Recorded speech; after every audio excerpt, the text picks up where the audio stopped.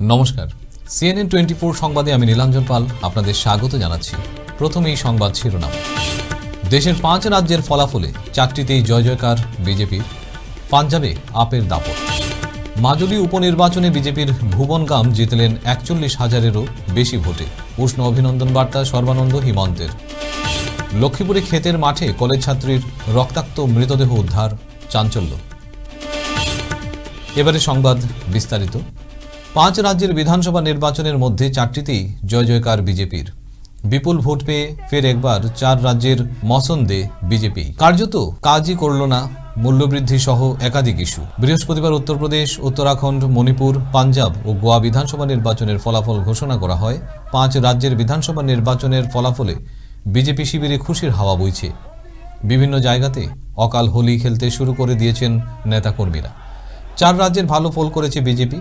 বিভিন্ন সংস্থার বুথ ফেরত সমীক্ষায় উঠে এসেছিল যে বিজেপি পুনরায় ক্ষমতায় আসছে।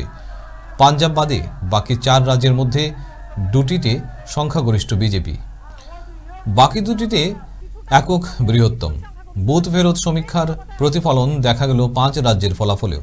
বিধানসভা নির্বাচনে জয়ের ফলাফলের উচ্ছ্বাস দেখা গেল শিলচরের রাস্তাতেও। 5 বিধানসভা নির্বাচনে 4 রাজ্যেই সংখ্যাগরিষ্ঠ আসন দখল করল ভারতীয় জনতা পার্টি সরকার গঠন করতে যাচ্ছে।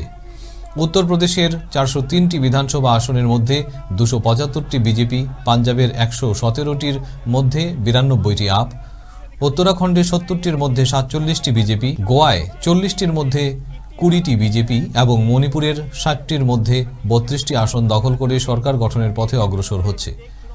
এদিকে কংগ্রেস সবকটি রাজ্যেই প্রায় ধরাশায়ী। পাঞ্জাবে দেখা যাচ্ছে আম আদমি পার্টির দাপট। মাজুলি উপনির্বাচনেও জয়ী হলেন বিজেপি প্রার্থী। সেই সঙ্গে মুখ্যমন্ত্রী ডক্টর হিমন্ত বিশ্ব শর্মার কথা রাখলেন মাজুলি দ্বীপের জনগণ। তিনি তার নিকটতম প্রতিদ্বন্দ্বী কংগ্রেস প্রার্থীকে 41,530টি ভোটের ব্যবধানে হারিয়ে দেন। বিজেপি প্রার্থী ভুবন গাম পেয়েছেন 66,093টি ভোট। উল্লেখ্য, গত বছরের বিধানসভা ভোটে এই কেন্দ্রে জয়ী হন প্রাক্তন মুখ্যমন্ত্রী তথা বর্তমান কেন্দ্রীয় সরকারের ক্যাবিনেট মন্ত্রী সর্বানন্দ সোনোয়াল। কিন্তু মুখ্যমন্ত্রীর পদ থেকে সরে গিয়ে এই বিশাল দায়িত্ব তিনি সমঝে দেন ডক্টর হিমন্ত বিশ্ব শর্মাকে। সেই সঙ্গে মাজুলির বিধায়ক পদেও ইস্তফা দিয়ে কেন্দ্রের ক্যাবিনেট পর্যায়ে মন্ত্রিত্ব পদ গ্রহণ করেন। ফলে সেখানে বিধায়কের পদ শূন্য হয়ে যায়। এদিকে ভুবন গামের বিজয়ে তাকে উষ্ণ অভিনন্দন জানিয়েছেন কেন্দ্রীয় মন্ত্রী সর্বানন্দ সোনোয়াল, মুখ্যমন্ত্রী ডক্টর হিমন্ত বিশ্ব শর্মা। ক্ষেতের মাঠে রক্তাক্ত অবস্থায় কলেজ ছাত্রী তথা কিশোরীর লাশ উদ্ধারের ঘটনায় চাঞ্চল্য ছড়িয়েছে। এই লোমহর্ষক ঘটনাটি ঘটে লক্ষ্মীপুরের শিবপুর 2য় খণ্ডে। বৃহস্পতিবার সকালে সোনাই এমডিসি কলেজের স্নাতকের ছাত্রী ফজির উদ্দিনের বয়স 19-এর মেয়ে জাসমিন বেগম লস্করের রক্তাক্ত মৃতদেহ উদ্ধার করা হয়। সূত্রে জানা যায়, বুধবার ফজির উদ্দিন রাত 8টা নাগাদ বাড়িতে এসে মেয়েকে ডাকাডাকি করলে কোনো সাড়া পাননি। এরপর বাড়ির চারপাশ খোঁজাখুঁজি করে কোনো সন্ধান পাওয়া যায়নি। সকালে ফের খুঁজতে শুরু করলে দেখতে পান ক্ষেতের মাঠে মেয়ের লাশ পড়ে রয়েছে। তার গলা ও শরীরে ধারালো অস্ত্রের কোপ রয়েছে। খবর পেয়ে লক্ষ্মীপুর পুলিশ পৌঁছে মৃতদেহ উদ্ধার করে ময়নাতদন্তের জন্য শিলচর মেডিকেল কলেজ হাসপাতালে পাঠিয়ে দেয়। এদিকে ফজির উদ্দিন জানান, তার সঙ্গে কোনো মানুষের শত্রুতা নেই, কারোর সঙ্গে ঝগড়া বিবাদ নেই। কে এই নৃশংস কাণ্ড ঘটালো বুঝতেই পারছেন না। এ ঘটনায় গোটা এলাকায় চাঞ্চল্য সৃষ্টি করেছে। পুলিশ তদন্ত শুরু করেছে। ফিরছি একটা বিরতির পর, সঙ্গে থাকুন।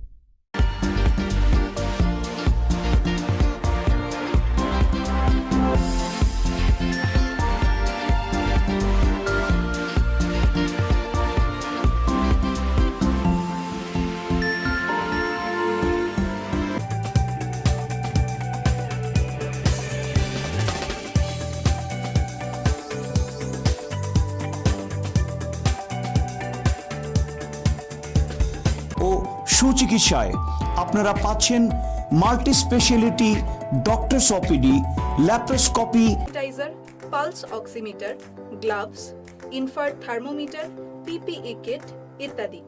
এছাড়াও wheelchair, glucocard meter, sodium hypochlorite, nebuliser machine, সব ধরনের ডাইপার, বাচ্চা ও বড়দের ওয়েট মেশিন, অস্থির চিকিৎসা সংক্রান্ত সব ধরনের সরঞ্জাম, water mattress, air mattress, hospital bed ইত্যাদি সহ নানা ধরনের সরঞ্জাম এখানে সহজলভ্য। ঠিকানা: opposite civil hospital, art cottage building, first floor, hospital road, Silchar 788001। যোগাযোগ করুন 03842264307 অথবা 9435074307। ফিরে এলাম বিরতির পর।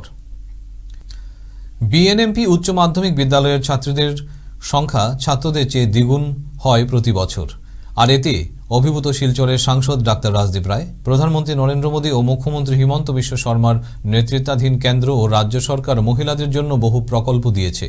পড়াশোনার ক্ষেত্রেও মেয়েদের জন্য সব সুযোগ সুবিধা দিচ্ছে এখন উভয় সরকার। এমপিএলএডি প্রকল্পে ছাত্রছাত্রীদের কম্পিউটার ও অন্যান্য সামগ্রী বিতরণ অনুষ্ঠানে বক্তব্য রাখতে গিয়ে বৃহস্পতিবার ধলাইয়ের বিএনএমপি স্কুলে একথা বলেন সাংসদ ডাক্তার রাজদীপ রায়। এদিন সাংসদ এলাকা উন্নয়ন তহবিলের বিশেষ প্রকল্পে তিনি 100টি কম্পিউটার ও প্রিন্টার মেশিন ছাত্রছাত্রীদের মধ্যে বন্টন করেন। এছাড়া সফটওয়্যার, স্যানিটারি ন্যাপকিন, ভেন্ডিং মেশিনও প্রদান করেন তিনি। চুরাইবাড়িতে ট্যাঙ্কার গাড়ি থেকে 23 লক্ষাধিক টাকার গাঁজা জব্দ, আটক 2। অভিনব ফর্মুলায় গাঁজা পাচার করতে গিয়ে চুরাইবাড়ি পুলিশের রুটিন তল্লাশিতে বিপুল পরিমাণ গাঁজাসহ আটক 2। নেশা বিরোধী অভিযানে প্রশাসন যতই কঠোর হচ্ছে ততই অভিনব কায়দায় নেশা সামগ্রী পাচার বাণিজ্য জিয়ে রাখার জোর প্রচেষ্টায় রত রয়েছে পাচারকারীরা। চুরাইবাড়ি ওয়াচ পোস্টের ইনচার্জ নিরঞ্জন দাস সংবাদ মাধ্যমকে জানান, বুধবার সকাল 11টা নাগাদ পুলিশের নাকা চেকিং সময়ে ত্রিপুরা আগরতলা থেকে TR01AG 1940 নম্বরের একটি ওয়েল ট্যাঙ্কার গাড়ি ত্রিপুরা রাজ্য সীমান্ত পেরিয়ে অসম প্রবেশের মুখে চুরাইবাড়িতে পৌঁছলে গাড়িটিতে রুটিন তল্লাশি করে পুলিশ। এতে অন গভট ডিউটি লেখা ট্যাঙ্কার গাড়িতে তল্লাশি করলে গাড়ির কেবিনে থাকা বিভিন্ন গোপন বাস্ক থেকে 22 প্যাকেট শুকনো গাঁজা উদ্ধার করা হয়, যার ওজন 228 কেজি। কালোবাজারে এসব নেশা সামগ্রীর মূল্য আনুমানিক 23 লক্ষ টাকার মতো হবে। এতে গাড়ির চালক গৌতম সাহা 32 বছর বয়স ও সহচালক ভজন সরকার 32 বছর বয়সকে আটক করা হয়েছে। ধৃতদের রাতভর বাজারিছড়া থানায় আটকে রেখে জেরা করার পর বৃহস্পতিবার মেডিকেল চেকআপ শেষে জেলা CGM সকাশে সোপর্দ করা হবে।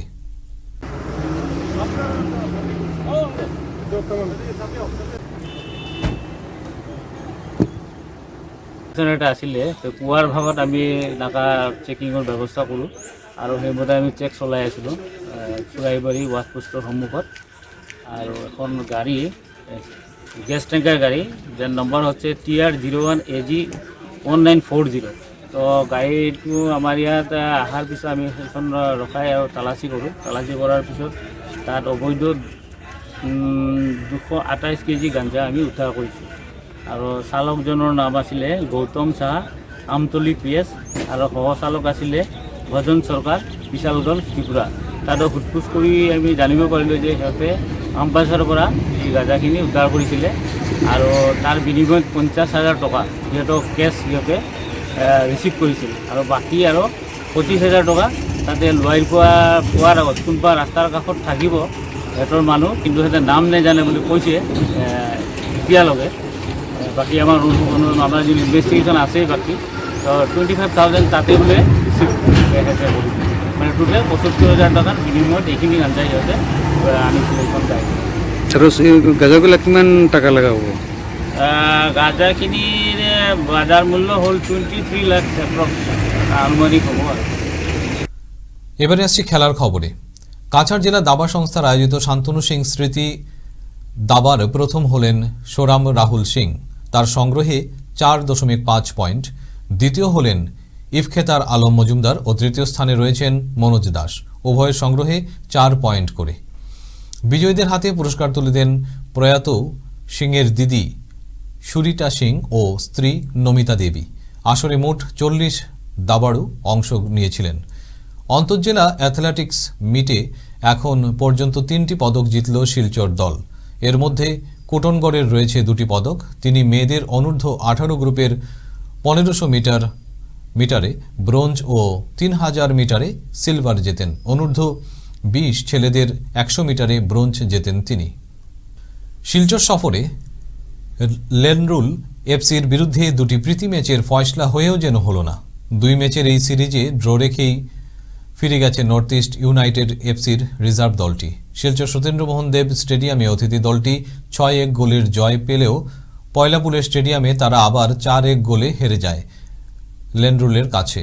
অবশ্য প্রথম ম্যাচ শিলচরের দীপু ধীরমা হ্যাট্রিক করলেও পয়লাপুলে খেলেননি। শিলচর ডিএসের অসুধিপতি দত্ত স্মৃতি ট্রফি ও prize money B division league cum knockout ফুটবলের ফাইনালে উঠল সন অব ইন্ডিয়া। প্রথম সেমিফাইনালে আজ তারা হারিয়েছে হুলিগান এফসি দলকে 1-0 গোলে।